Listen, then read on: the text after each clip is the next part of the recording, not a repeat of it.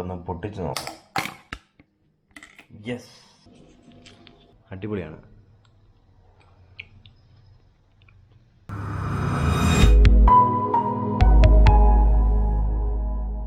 Hello guys, നമസ്കാരം. പുതിയൊരു വീഡിയോയിലേക്ക് എല്ലാവർക്കും സ്വാഗതം. നമ്മളിന്ന് ഉണ്ടാക്കാൻ പോകുന്നത് ഐസ്ക്രീമാണ്. അതിന് വേണ്ടിയിട്ട് ആദ്യം വേണ്ടത് ഒരു 1/2 ലിറ്റർ പാലാണ് വേണ്ടത്. 1/2 ലിറ്റർ പാല് നമ്മൾ തിളപ്പിച്ചെടുക്കണം. അപ്പോൾ നമ്മൾ 1/2 ലിറ്റർ പാല് ഒരു പാത്രത്തിലേക്ക് ഒഴിക്കുന്നു. ഒഴിച്ചതിന് ശേഷം നമുക്കിത് തിളപ്പിച്ചെടുക്കണം. നമ്മൾ ഈ പാല് തിളപ്പിക്കാൻ പോവുകയാണ്. അപ്പം തിളയ്ക്കുന്നിടം വരെ തിളച്ചതിന് ശേഷവും അത്യാവശ്യം നല്ല രീതിയിൽ ഇത് ഇളക്കി കൊടുത്തുകൊണ്ടിരിക്കണം.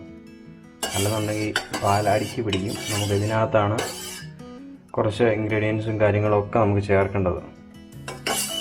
അപ്പോൾ നമുക്ക് ഈ പാൽ ആദ്യം തിളപ്പിച്ചെടുക്കാം.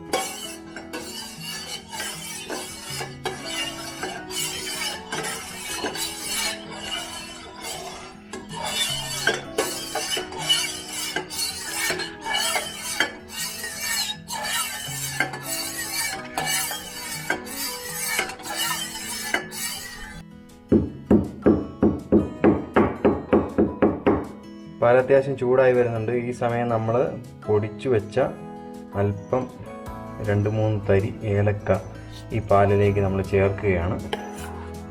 അതിനുശേഷം നന്നായി ഇളക്കി കൊടുത്തുകൊണ്ടിരിക്കുക.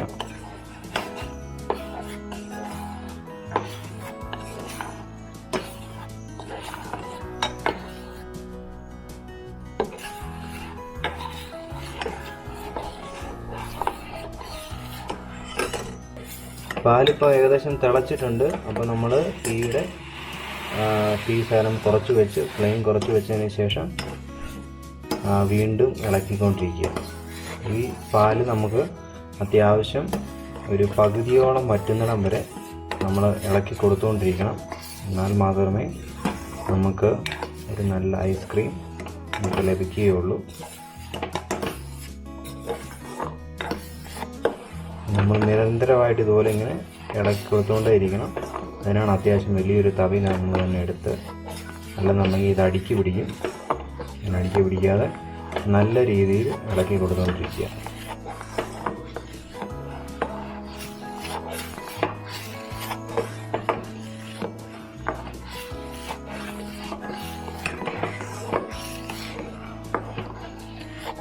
നമ്മൾ പാല് തിളച്ചുകൊണ്ടിരിക്കുന്ന ഈ സമയം നമ്മളിപ്പോൾ ഒരു ഐസ്ക്രീമിൻ്റെ ഒരു പൗഡർ മേടിച്ചിട്ടുണ്ട്.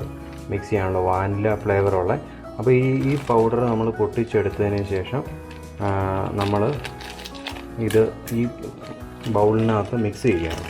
നമുക്ക് പാല് ശകലം നമ്മൾ എടുത്തു വെച്ചിട്ടുണ്ട്. പാല് വെച്ച് മിക്സ് ചെയ്തതിന് ശേഷമായിരിക്കും നമ്മൾ മറ്റേ പാത്രത്തിനകത്തോട്ട് നമ്മൾ ഒഴിക്കാൻ പോകുന്നത്. കാരണം എന്താണെന്ന് വെച്ചാൽ അല്ലെങ്കിൽ ഒരു പക്ഷേ ഇത് കട്ട പിടിക്കാനുള്ള സാധ്യതയുണ്ട്. അപ്പോൾ നമ്മൾ ഈ ബൗളിനകത്തോട്ട് ഇതിട്ടതിന് ശേഷം നമ്മൾ ഈ പാലൊഴിച്ച് ഇത് ഇളക്കാൻ പോവുകയാണ്.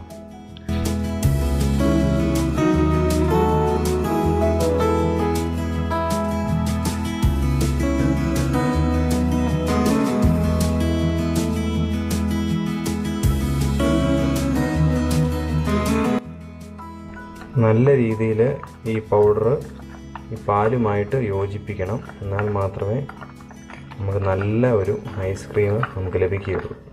നമ്മൾ ഈ കവറിനകത്തുള്ള ഈ പൗഡർ, ഐസ്ക്രീം പൗഡർ മേടിച്ച് വയ്ക്കുന്നതുകൊണ്ട് നമുക്ക് മധുരം നോക്കിയതിന് ശേഷം മാത്രം നമുക്ക് ഇട്ടാൽ മതി. ഇതിൻ്റെ കൂടെ വേറെ കാര്യങ്ങളൊന്നും നമുക്ക് ചേർക്കേണ്ടതില്ല. എന്നാൽ പോലും നമ്മൾ ശകലം ഏലക്ക പൊടി നമ്മൾ ചേർത്തിട്ടുണ്ട്. അപ്പോൾ നല്ല രീതിയിൽ ഇത് ഇളക്കി കൊടുക്കുക.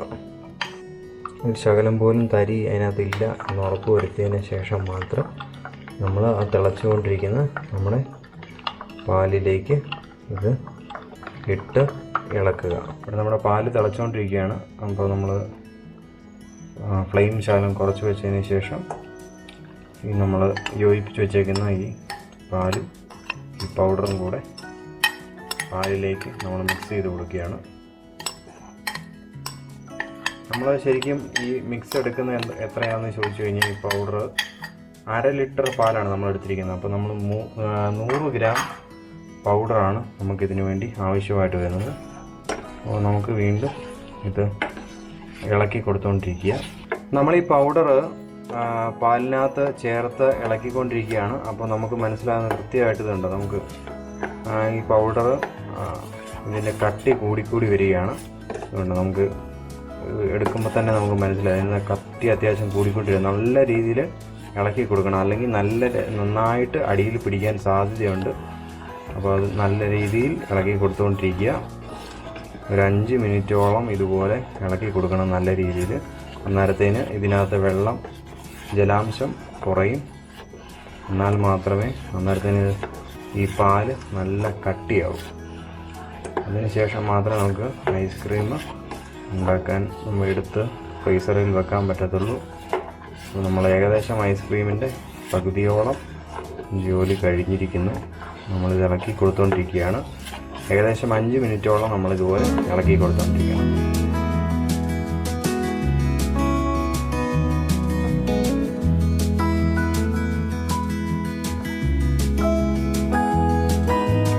നമ്മളിപ്പോൾ ഏകദേശം 5 മിനിറ്റോളം ഇളക്കി. ഇപ്പോഴത്തെ അവസ്ഥ ഇതുണ്ടോ, കാരണം നല്ല രീതിയിൽ കട്ടിയായിട്ടുണ്ട്.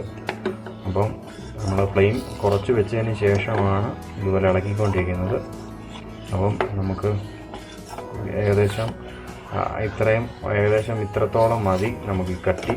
അപ്പോൾ നമുക്കിനിയിപ്പോൾ എന്നാ ചെയ്യേണ്ടതെന്ന് ചോദിച്ചാൽ ഫ്ലെയിം ഓഫ് ചെയ്തതിന് ശേഷം ഇത് തണുപ്പിക്കാനായിട്ട് വെക്കാം. അതിന് ശേഷമാണ് നമ്മൾ ഫ്രീസറിലേക്ക് ഐസ്ക്രീം ആകാൻ പോകുന്ന ഈ പാലിനെ നമ്മൾ മാറ്റാൻ പോകുന്നത്.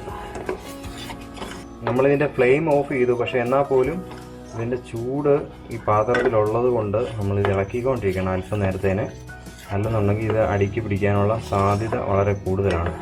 നമ്മൾ ഇളക്കാൻ വിട്ടുപോകുന്ന സ്ഥലങ്ങളിലെല്ലാം ചെറുതായിട്ട് അടിയിൽ പിടിക്കുന്നുണ്ട്. അപ്പോൾ അതുകൊണ്ട് നമ്മൾ ഇതിൻ്റെ ചൂട് പോകുന്നിടം വരെ അല്പം നേരം കൂടെ ഇളക്കിക്കൊണ്ടിരിക്കുക. ഫ്ലെയിം നമ്മൾ ഓൾറെഡി ഓഫ് ചെയ്തു. അപ്പോൾ ഇങ്ങനെ ഇളക്കിക്കൊണ്ടിരിക്കുകയാണ്. ഇനിയിപ്പോൾ നമുക്കിത് തണുപ്പിച്ചിട്ട് ഫ്രീസറിലേക്ക് മാറ്റാം. ഈ പാല് നമ്മൾ തണുപ്പിക്കാനായിട്ട് വെച്ചിട്ടുണ്ട്. ഈ സമയം നമുക്ക് കുറച്ച് പരിപാടിയുണ്ട്. കുറച്ച് ചെറിയെടുത്ത് ചെറുതായിട്ട് നമുക്ക് ചെത്തിയെടുക്കണം, അരിഞ്ഞരിഞ്ഞെടുക്കണം. എന്നാൽ മാത്രമേ നമുക്ക് ഐസ്ക്രീമിനകത്ത് ഇട്ട് വെക്കാൻ പറ്റത്തുള്ളൂ. നമുക്ക് 2-3-4 ചെറിയെടുത്ത് ചെത്തി വെക്കാം.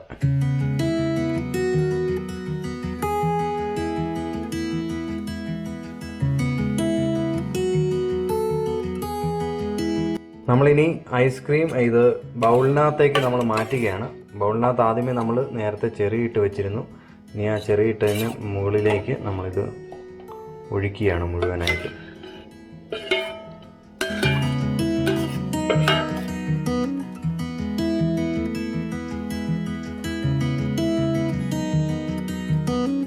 നമ്മളിപ്പം ഐസ്ക്രീമിൻ്റെ ആ ഫ്ലേവർ ഇതെല്ലാം കൂടെ ചേർത്ത പാല് നമ്മൾ ചെറിയൊക്കെ വിട്ട് നമ്മളൊരു പാത്രത്തിനകത്തോട്ട് എടുത്ത് വെച്ചിട്ടുണ്ട്. ഇതിനി നമ്മൾ അടച്ച് വെച്ചതിന് ശേഷം നമ്മൾ ഫ്രീസറിലേക്ക് മാറ്റുകയാണ്. ഫ്രീസറിലേക്ക് വെച്ച് ഏകദേശം ഒരു 2 മണിക്കൂർ കഴിയുമ്പോൾ നമ്മളിതെടുത്ത് ഇളക്കി വെക്കും.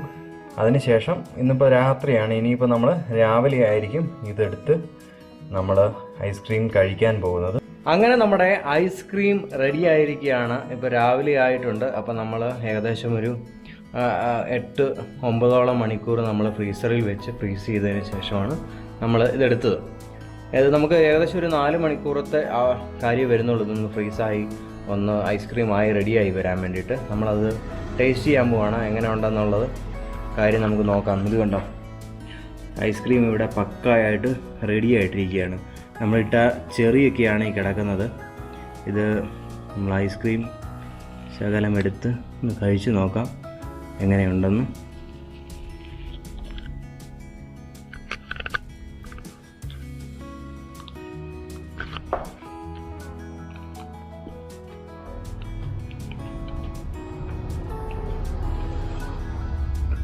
ഇല്ല, തണുപ്പാ, അടിപൊളി സാധനം.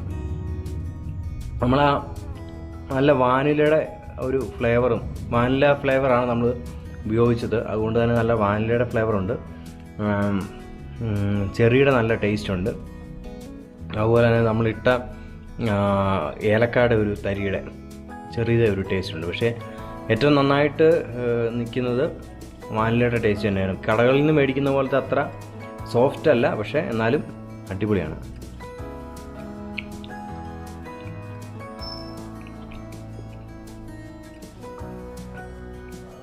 നല്ല മധുരമുണ്ട് കേട്ടോ. ഞാൻ എക്സ്ട്രാ പഞ്ചസാരയോ ഒന്നും ആഡ് ചെയ്തിട്ടില്ല, നമ്മൾ ആ പൊടി മാത്രമേ ഉപയോഗിച്ചിട്ടുള്ളൂ. പക്ഷേ നല്ല അടിപൊളിയാണ്. നമ്മളിത് ഫ്രീസ് ചെയ്യാൻ വെച്ചിട്ട് എടുത്തിട്ട് ഒരു മിക്സിയിലിട്ട് നമ്മളൊന്ന് ബ്ലെൻഡ് ചെയ്യുകയാണെങ്കിൽ കുറച്ചുകൂടെ നല്ലതായിരിക്കും. കുറച്ചുകൂടെ സോഫ്റ്റ്നെസ് ഇതിന് ലഭിക്കും. ഞാൻ അങ്ങനെ മിക്സിയിലിട്ട് ബ്ലെൻഡ് ചെയ്തിട്ടില്ല. എന്നിട്ടും ഒരു അടിപൊളി നല്ലൊരു ടേസ്റ്റ് നൽകുന്നുണ്ട് ഇത്. അതുപോലെ തന്നെ നല്ല മധുരവുമുണ്ട്. നിങ്ങൾക്ക് ഇന്നത്തെ വീഡിയോ ഇഷ്ടപ്പെട്ടെന്ന് ഞാൻ കരുതുന്നു. ഏതായാലും ഇഷ്ടപ്പെട്ടിട്ടുണ്ടെങ്കിൽ നിങ്ങൾ കൂട്ടുകാർക്ക് റെക്കമെൻഡ് ചെയ്യുകയും ലൈക്ക് ചെയ്യുകയും ചെയ്യാം. സബ്സ്ക്രൈബ് ചെയ്തിട്ടില്ലാത്തവർ സബ്സ്ക്രൈബ് ചെയ്യുകയും ചെയ്യാം. അപ്പോൾ മറ്റൊരു കിടിലൻ വീഡിയോയുമായിട്ട് ഞാൻ വരുന്നതായിരിക്കും. അതുവരേക്കും എല്ലാവരോടും ഗുഡ് ബൈ.